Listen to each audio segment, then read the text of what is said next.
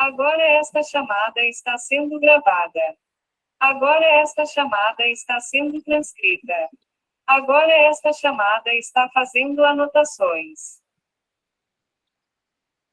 Boa noite a todos. É uma alegria recebê-los nessa roda de conversa. Nosso objetivo é criar um espaço de escuta, troca de ideias, onde cada experiência possa contribuir para o nosso aprendizado, né? Sejam todos bem-vindos. Eu já quero estar aqui convidando, né, a psicanalista Neuciene para estar apresentando. Boa noite a todos. Sou Neuciene Serra, sou terapeuta de TRG, sou terapeuta energética e psicanalista clínica. É com muita alegria poder estar participando desse momento com vocês hoje. Quero também estar convidando o nosso psicanalista Eric Guzmão para estar apresentando. Boa noite a todos. É um imenso prazer e honraria estar aqui participando dessa roda de conversa psicanalítica, aqui com tão ilustres pessoas, feita a professora Sônia, o professor Siqueira, a Nilciene. Como eu diria, é sempre um imenso prazer e honra estar participando aqui. Eu quero aqui também estar me apresentando, né? Eu me chamo Sônia, sou psicanalista clínica, também estou especialista em traumas familiares, sou hipnoterapeuta quântica, também sou pedagoga, orientadora educacional, e é um prazer recebê-los todos. E mais uma vez peço desculpa pelo transtorno, né, devido à energia, mas eu sei que todos vão compreender. E hoje nós estamos nessa terceira roda de conversa, dando continuidade, né, na aula passada nós falamos, vou estar falando um pouco sobre o que nós falamos, para que os nossos convidados possam compreender, né, e continuar entendendo o assunto de agora para frente. A primeira aula foi sobre transgeracionalidade. O que é transgeracionalidade? São traumas que vai passando de geração a geração. A segunda aula nós falamos sobre a estruturação psíquica, a função paterna na psicanálise contemporânea, que é da nossa atualidade. Nós falamos sobre família monoparental, falamos sobre família homoafetiva, família digitalizada, que é o que nós temos, né? Então, nós falamos sobre família e a função paterna. E também dessa função paterna, gera a função materna, que muitas vezes nós, como mãe, temos que trabalhar, pegar essa parte, né, para que nós possamos cuidar dos nossos filhos, criar eles e fazer o papel do pai, da mãe, né, para que nós possamos. A gente tenta lidar com essa situação, fazer os dois papéis, mas nem sempre é possível, sempre fica aquele espaço vago, né? Seja bem-vinda. Então, essa roda de conversa hoje, nós vamos falar sobre a clínica do trauma nas novas gerações. A geração da atualidade, que muitas coisas, né, está acontecendo, que a psicanálise pode estar ajudando. O eixo temático é psicanálise do trauma na contemporaneidade. A nossa aula vai ter 3 módulos, com 3 participantes. O objetivo, discutir como os traumas contemporâneos, marcados pela hiperexposição digital, pelas crises coletivas e pelos sintomas. Adolescentes desafiam a escuta psicanalítica, exigindo novas formas de compreender o sofrimento e sustentar um laço entre as gerações. Já falei sobre o eixo temático, né, vivemos tempos, nós sabemos que nessa geração de hoje, nós vivemos tempos marcados por hiperexposição acelerada, as incertezas, as redes sociais, as transformações tecnológicas, as crises globais e os laços frágeis entre as pessoas criam novas formas de subjetivação e também novas formas de traumas. Hoje, o sofrimento não se manifesta apenas em grandes eventos traumáticos, mas também no cotidiano da nossa vida, em pequenas invasões, na falta de tempo, para sentir nas dificuldades de simbolizar o que se vive. Porque hoje em dia as pessoas vivem correndo de um lado para o outro, ansiosos, não conseguem pensar, meditar, nem olhar para si mesmo. E vai vivendo a vida nessa agitação. A psicanálise, desde Freud até Lacan, nos oferece uma leitura singular do trauma. Ele não é apenas o fato, mas a impossibilidade de simbolizar uma experiência intensa. É o encontro com o real, aquilo que o sujeito não consegue traduzir em palavras, porque nós vivemos num mundo que nós não conseguimos falar, conversar, porque o pessoal está muito correndo, ou está muito digitalizado, e assim os traumas vai aparecendo diferentes, de diferentes formas, pela falta de simbolizar, falar, expressar a sua dor, o seu sentimento. E o nosso objetivo aqui é refletir sobre como esses traumas se apresentam nas novas gerações, nas suas formas de falar, se expressar e se defender.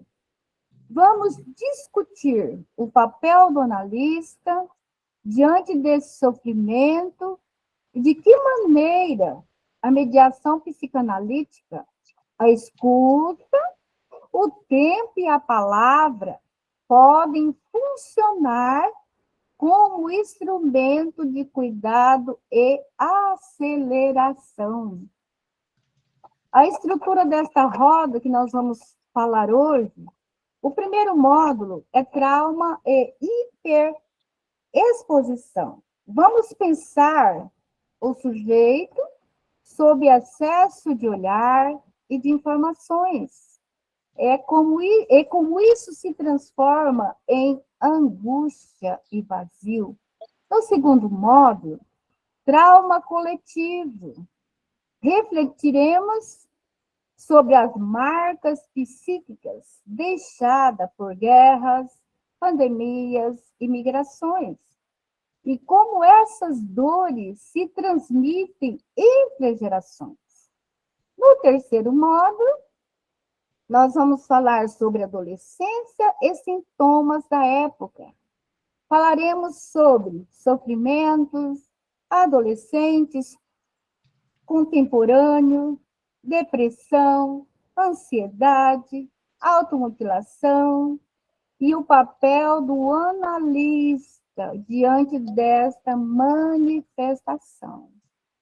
E, ao final, abriremos um momento de mediação e diálogo, para que todos possam compartilhar percepções, experiências, para que todos possam falar.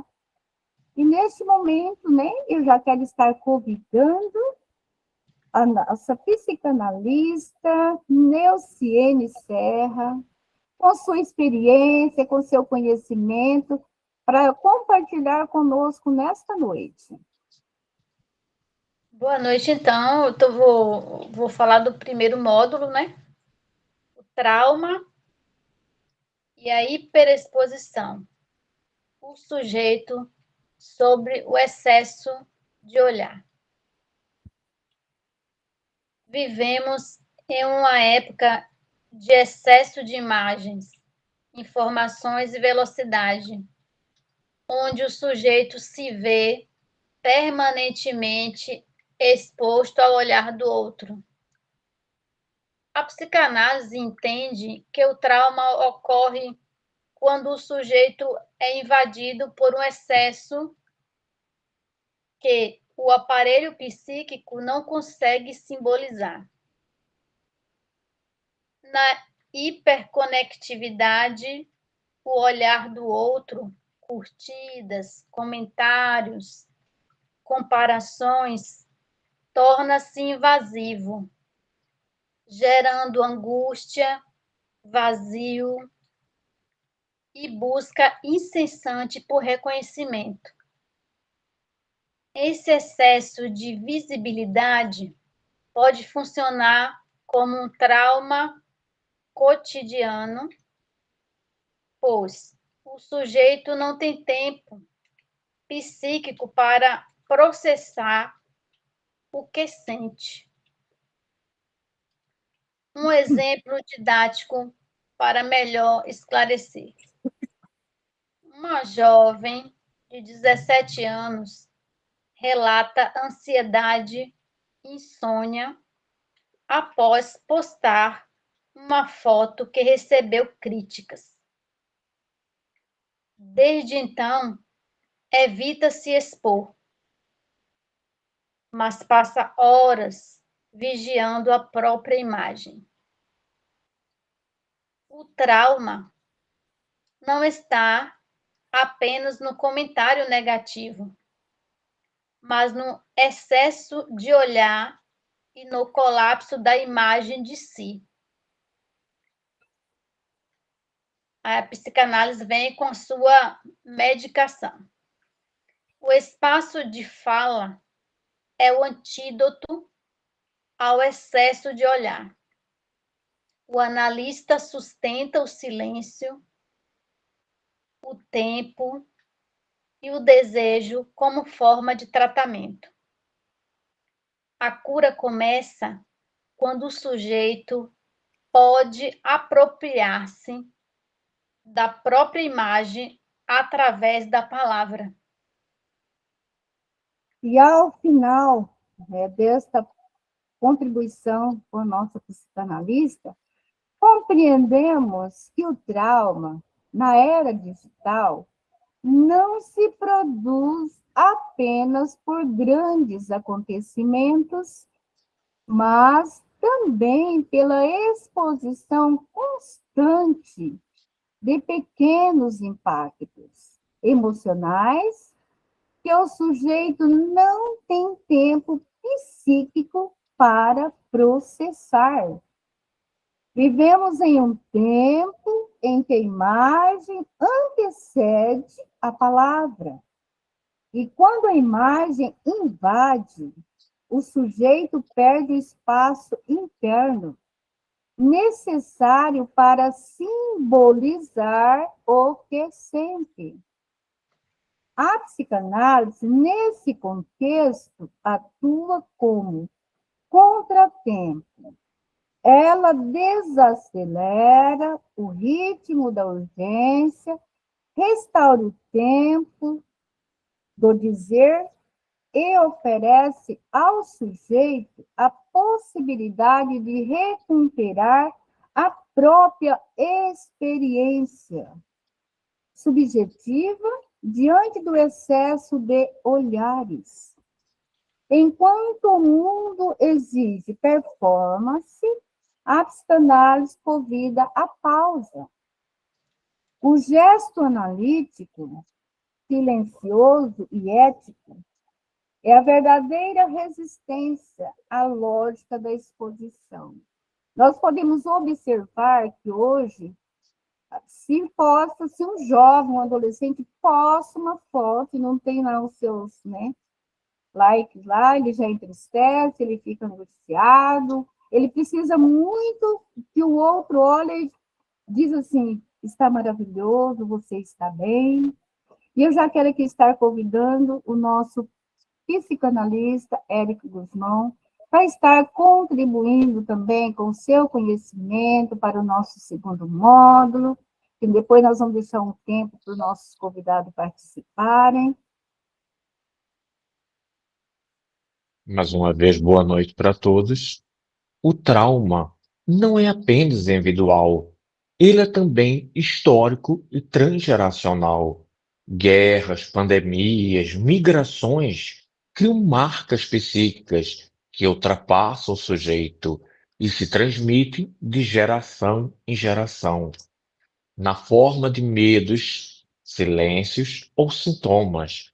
Freud já observava que após a Primeira Guerra Mundial, o surgimento de neuroses traumáticas. Hoje, vivemos os efeitos semelhantes após a pandemia.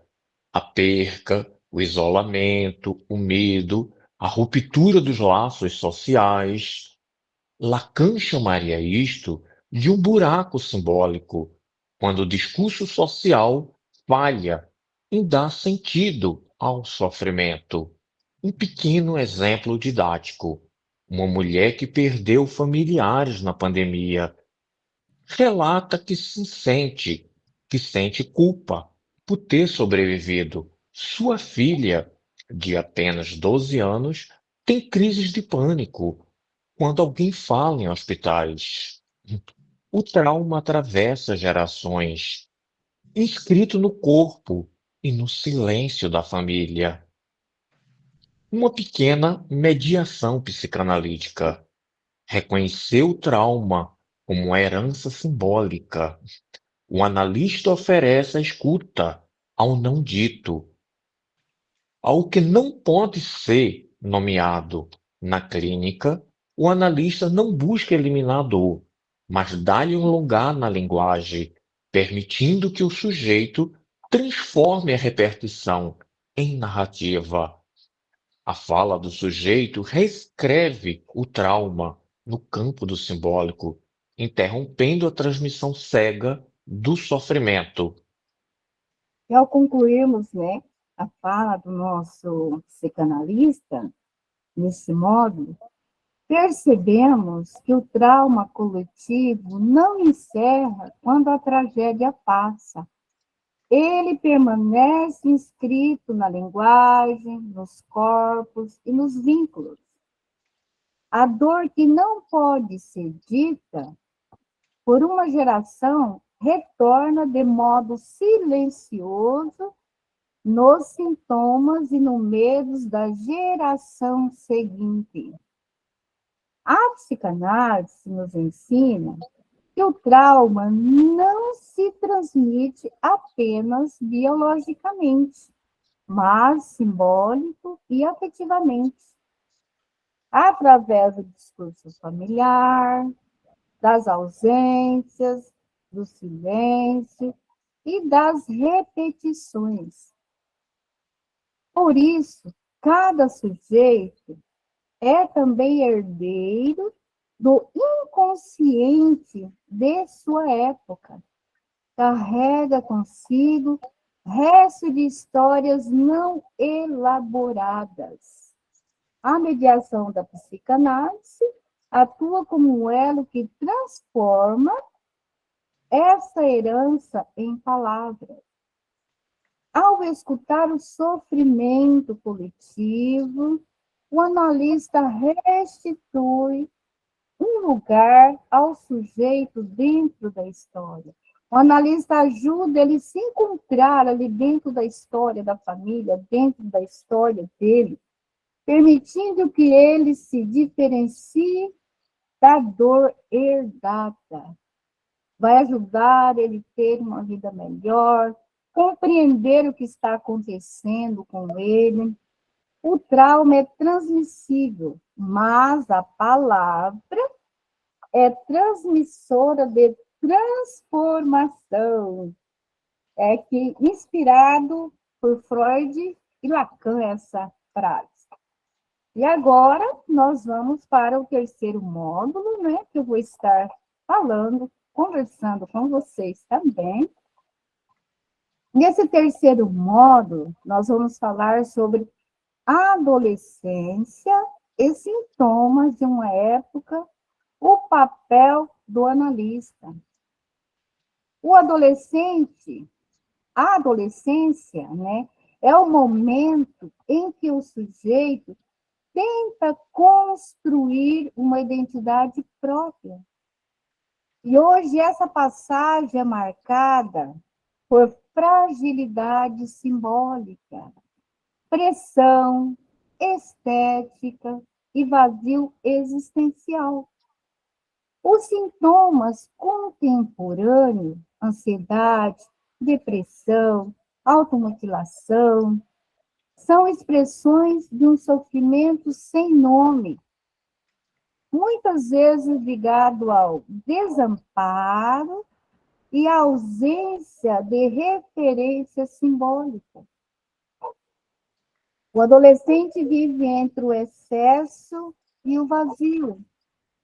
Quer tudo e sente nada. A clínica do trauma, nesse contexto, precisa escutar o real do sofrimento, não corrigir com regras, mas acolher a singularidade do dizer. Exemplo, o adolescente que corta e diz: sou assim, que sinto que existo. O corpo se torna o lugar onde o trauma é escrito. Quando as palavras não bastam, o corte é uma tentativa de simbolização precária, um pedido de reconhecimento. Olha, eu estou aqui. E como que nós, psicanalistas, podemos ajudar, né, esse adolescente? Dessa mediação psicanalista, com o adolescente, exige presença ética e silêncio frequente. O analista não repreende nem oferece soluções. Ele acolhe o sintoma como mensagem, ajuda o sujeito a transformar o ato em palavra, porque aquilo que ele não fala, ele vai estar cortando ali, não simboliza, vai estar manifestando de alguma forma para poder falar, ele está tentando falar. A transferência é o instrumento clínico.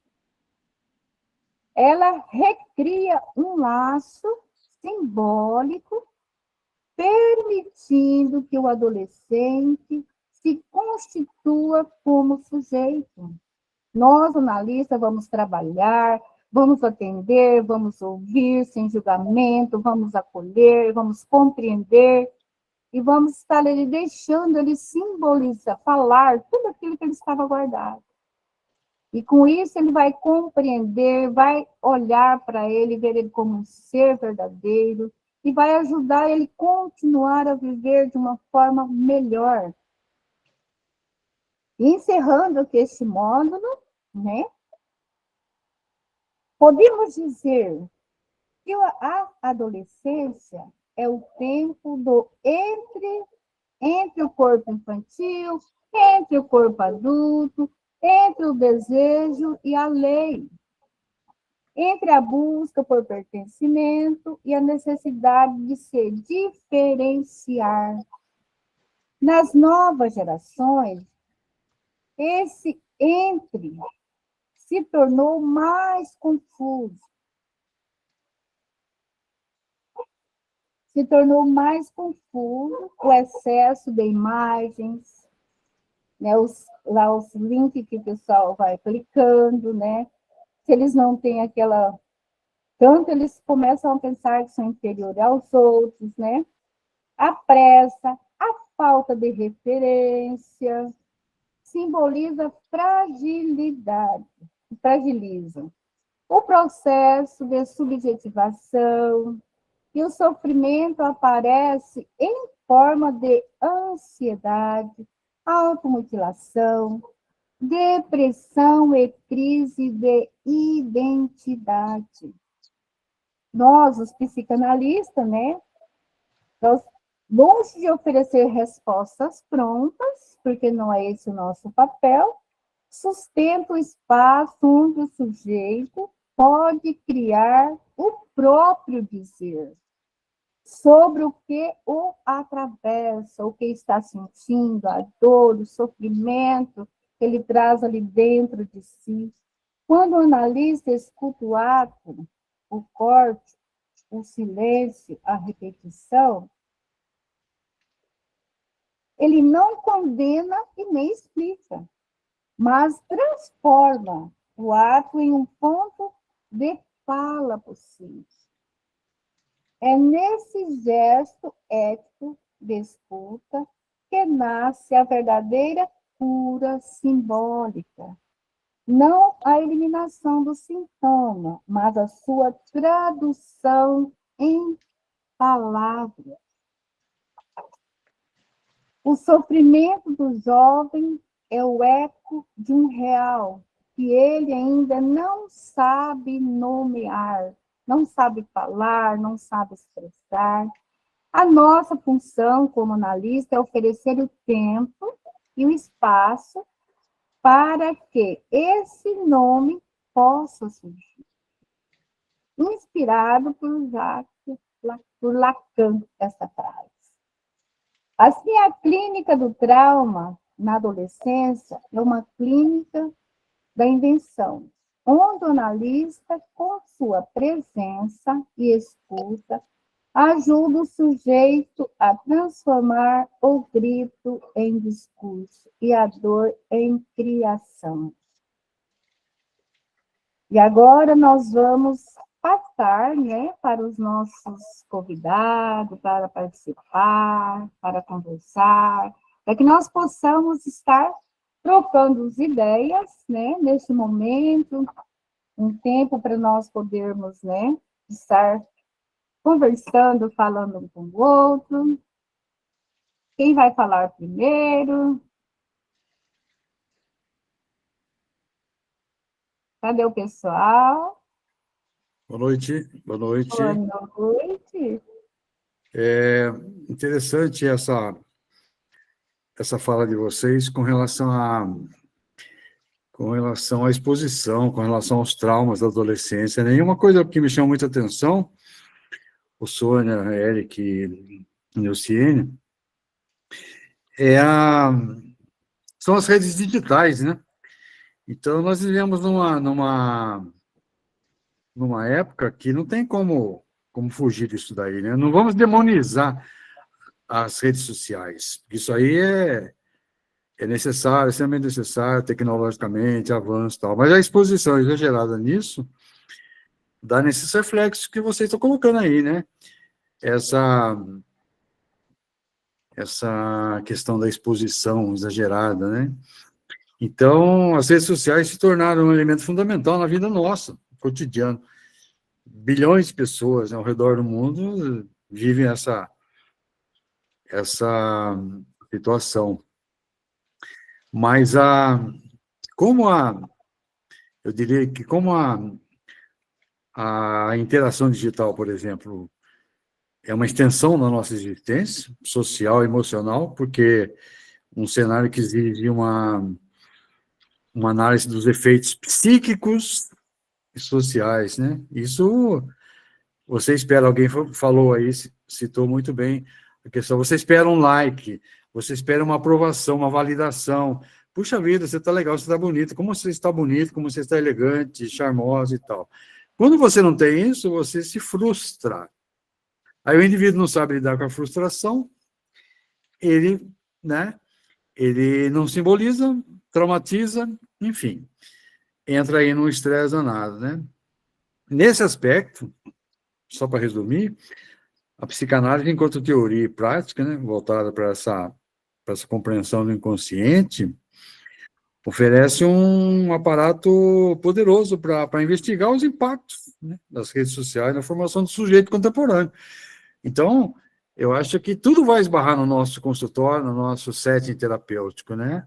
puxa, acontece isso comigo, de que forma? Mas quantas horas você fica no celular por dia, não é verdade? Então, é isso aí. O sujeito digital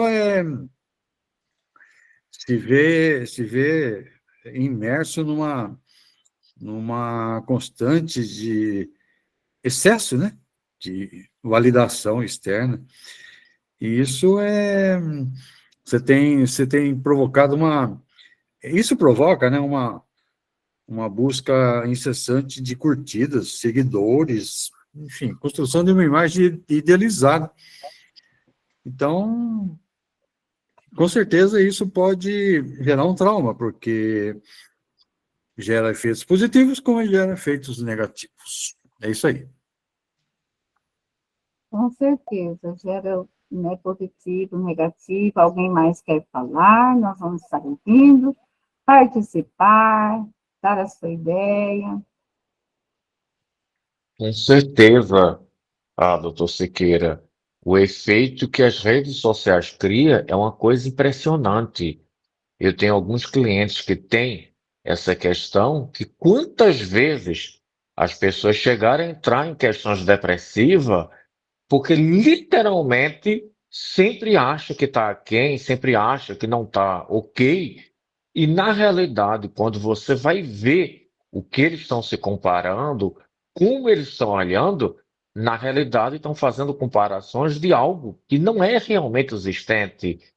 Aquela pessoa, como aparece no Instagram, como aparece no TikTok, como aparece muitas vezes em redes sociais, não é o dia a dia dela, não é a vida cotidiana dela. Aquilo muitas vezes tem uma superprodução para a pessoa aparecer daquela forma, daquele jeito, e isso tem um impacto muito grande. Vamos ouvir a Ângela, que está com a mãozinha erguida. Pode falar, Ângela. Boa noite, pessoal. O que eu tenho para falar aqui é com relação exatamente também à adolescência, né? E as mídias digitais. Atualmente, as mídias digitais elas criaram tribos, né? Tribos digitais. E os sites, como, por exemplo, Discord, é uma coisa absurda, gente.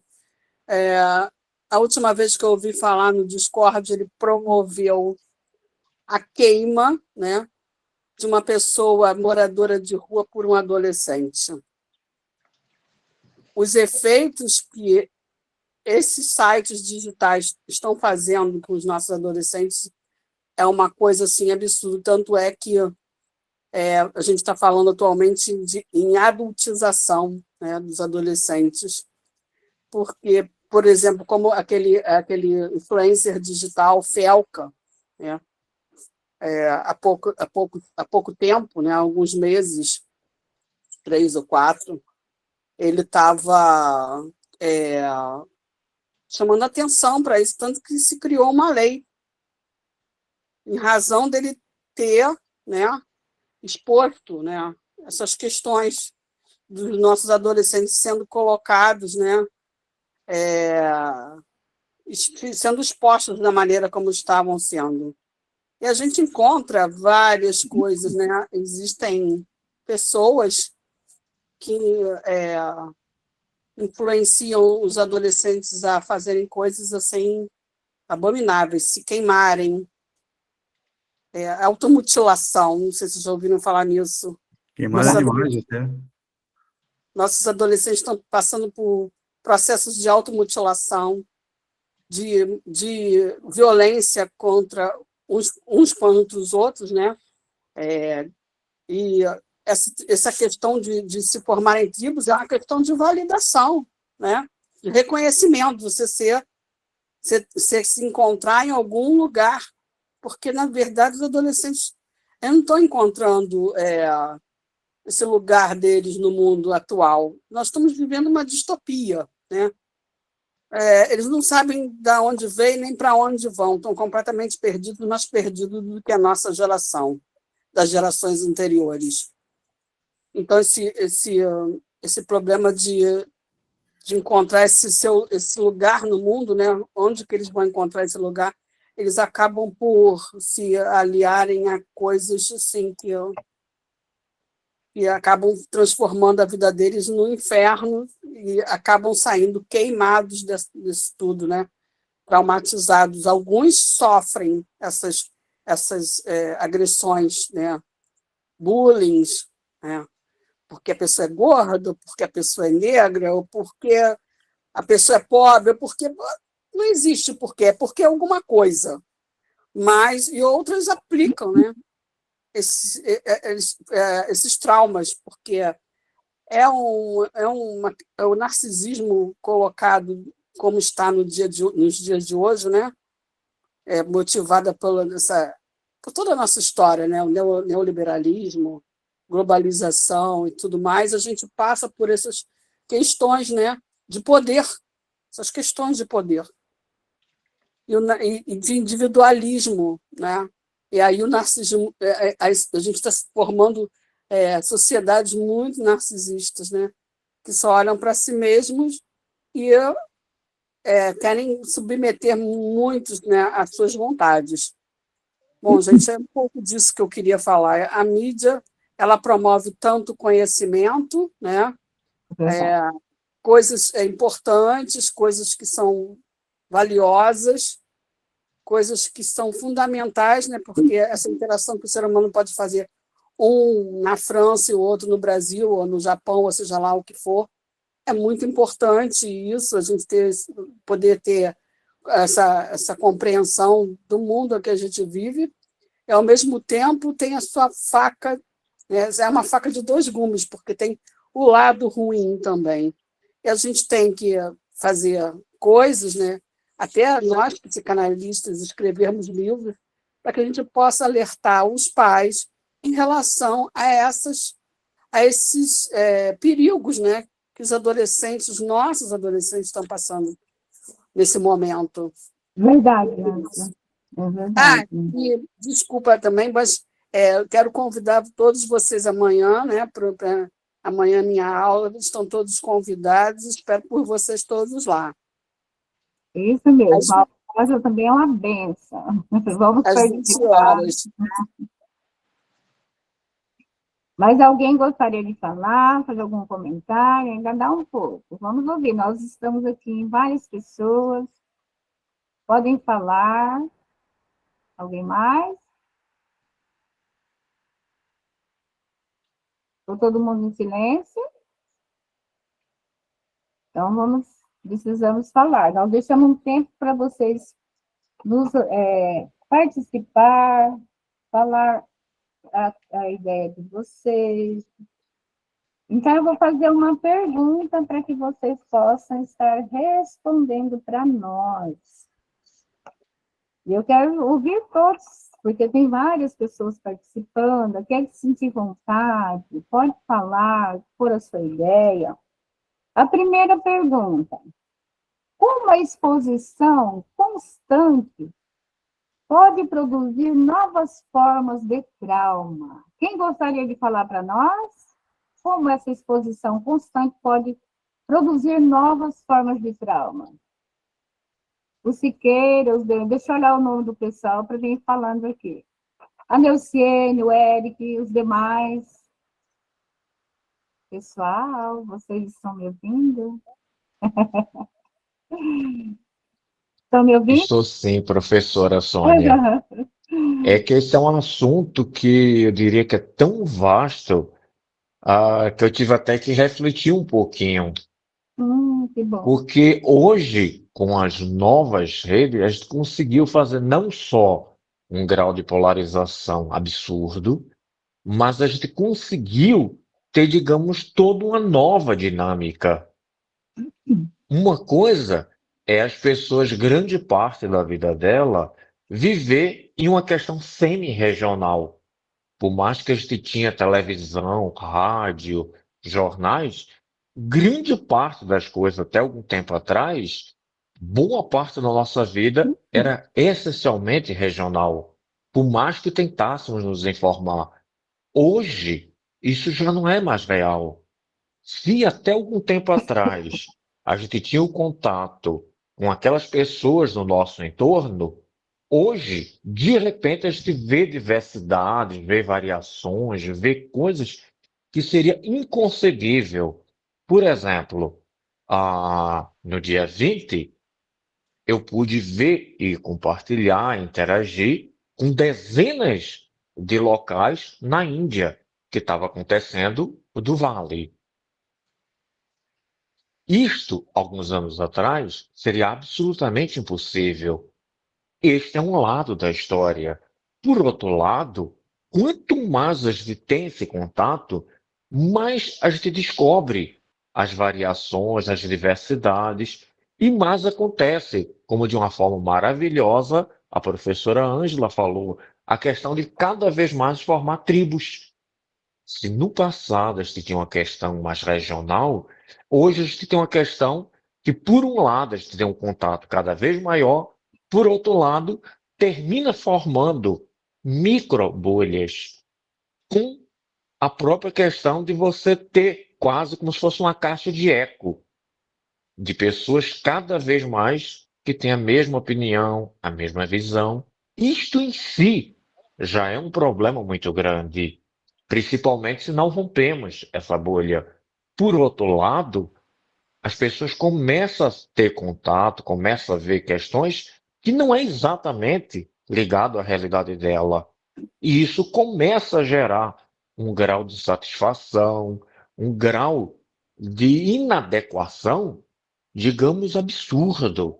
Sem contar uma quantidade muito grande de outras realidades que isso vai acontecendo.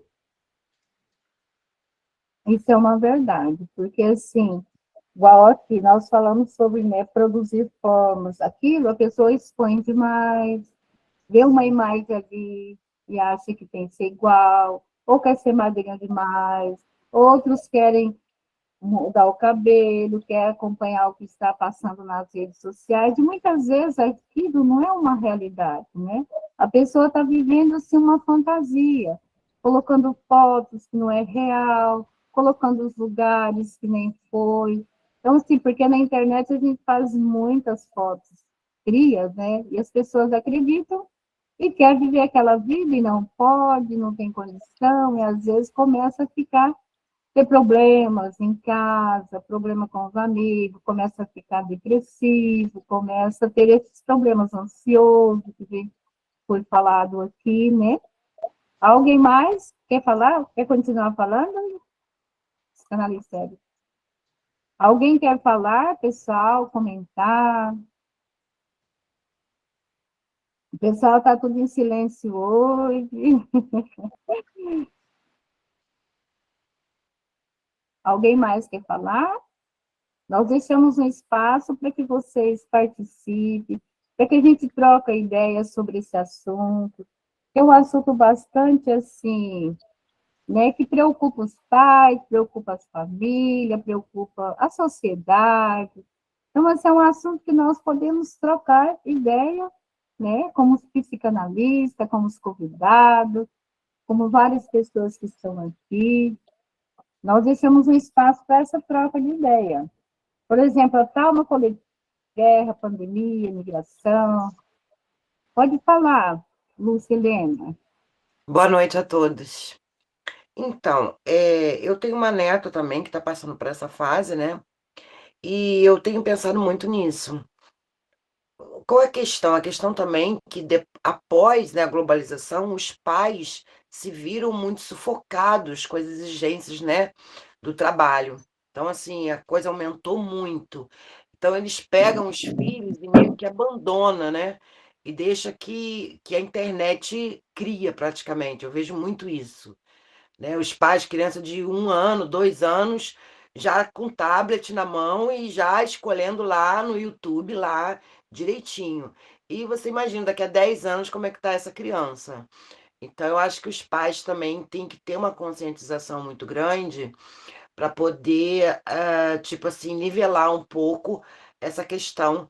A minha filha, por exemplo, ela põe horários, ela coloca lá, né, o vigia dos pais lá, né, que tudo que minha neta acessa vai para o e-mail dela. Tem que ter também, eu acho que essa dedicação dos pais para poder dar um brecal a esses filhos. entendeu? Eu acho que também não é só as crianças, porque eles estão num período de adolescência que são altamente influenciáveis, estão procurando a identidade deles, estão procurando a tribo deles, né? E precisa, eu acredito que precisa realmente de um sustento aí dos pais, de uma orientação mais efetiva. E os pais terem essa consciência, né?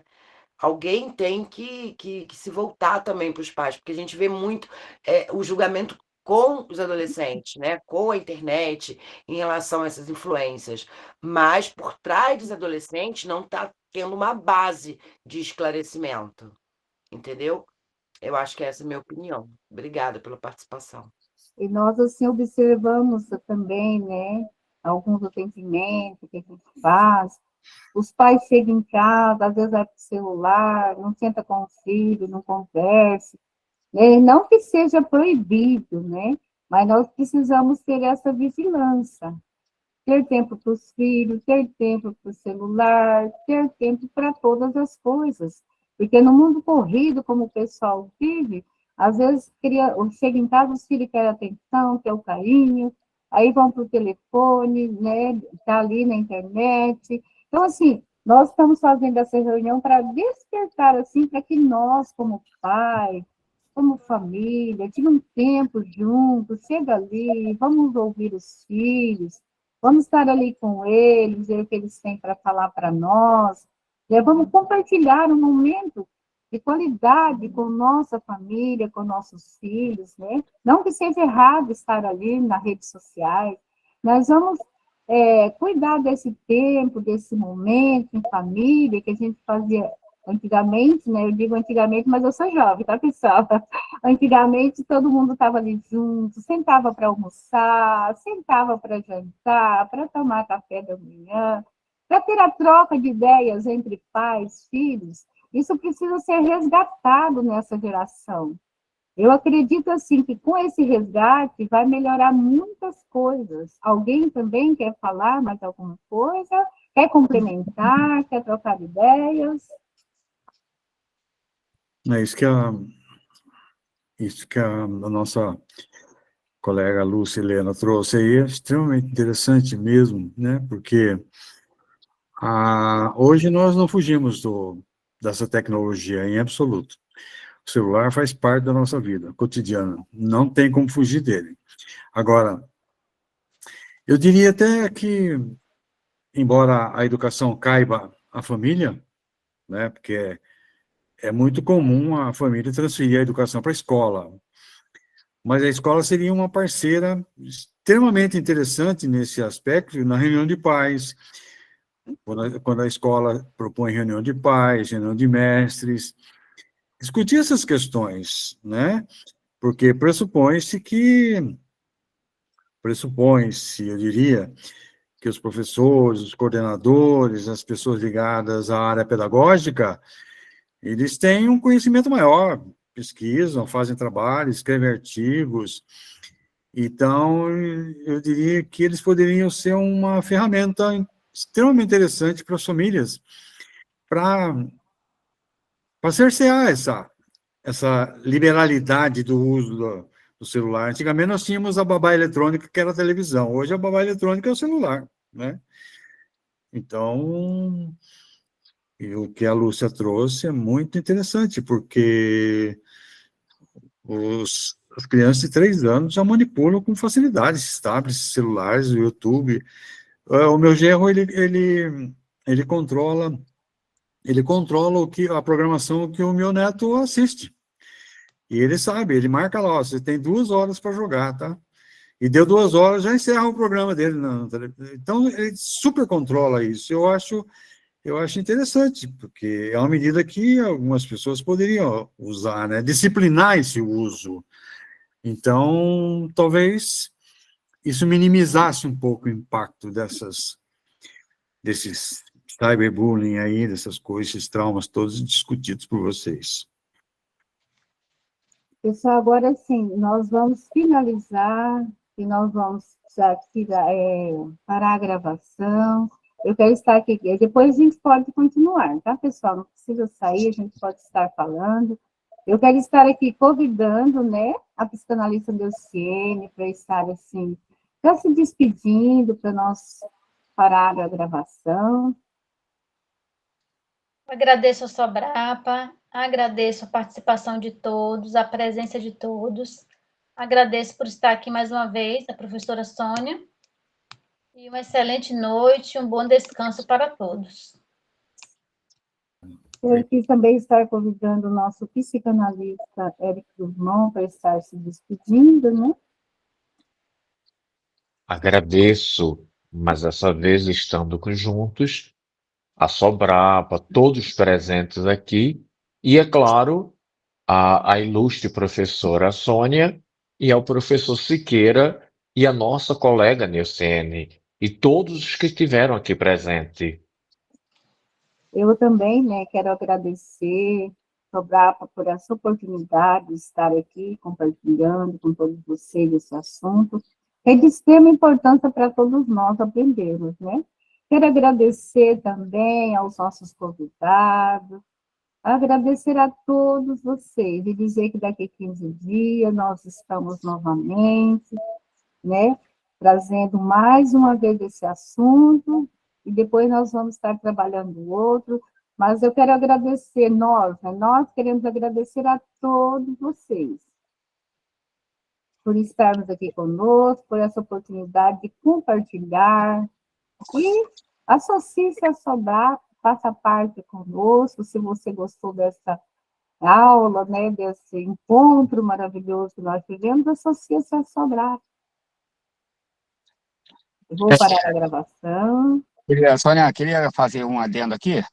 Oi, pode falar, Ô, professor. pessoal, eu sou o Márcio Costa, eu sou diretor do Sobrapa. Estou assistindo aqui essa aula maravilhosa aqui, com essa turma toda, sala lotada. Parabéns aí aos integrantes, tá bom? E falar para vocês o seguinte, que nós agora temos nossa revista própria de publicações, tá bom? É uma revista muito legal que você vai poder publicar nela e vai sair na Cielo depois, vai sair no Google Acadêmico. Então, o site já está aí, eu coloquei o link da revista no nosso grupo, para você clicar lá e colocar seu artigo lá para a gente publicar, tá bom? Não percam a oportunidade, é difícil para caramba publicar um artigo, agora a gente está com a revista própria nossa, então significa que vocês têm a oportunidade de publicar os artigos de vocês. Estou vendo a sala lotada aí, todo mundo com muita capacidade aí, os professores e quem está assistindo também são psicanalistas já, podem fazer seu artigo e mandar lá para a gente. Nós vamos fazer a avaliação do artigo e nós vamos fazer as correções necessárias para esse artigo não ser devolvido, tá bom? Nós vamos colocar dentro das normas e tudo mais, tá? Eu espero que vocês aproveitem essa revista. A gente precisa publicar duas revistas por ano, lotada, para que a gente possa ter acesso a Cielo, para que a gente possa ficar bem famoso. Então, conto com vocês, tem o nosso site, está maravilhoso também o site, tá? O site da Sobrapa está muito, muito bom, muito, muito legal. E o mais importante aí que eu estou falando para vocês é a revista científica, essa sim, tá? Que vai levar vocês a um outro nível de publicar artigos. Então, conto com vocês, tá? Uma boa noite a todos e se associem a Sobrapa. Boa noite, Márcio. Boa noite. Eu vou parar a gravação, tá, pessoal? A gente pode continuar conversando.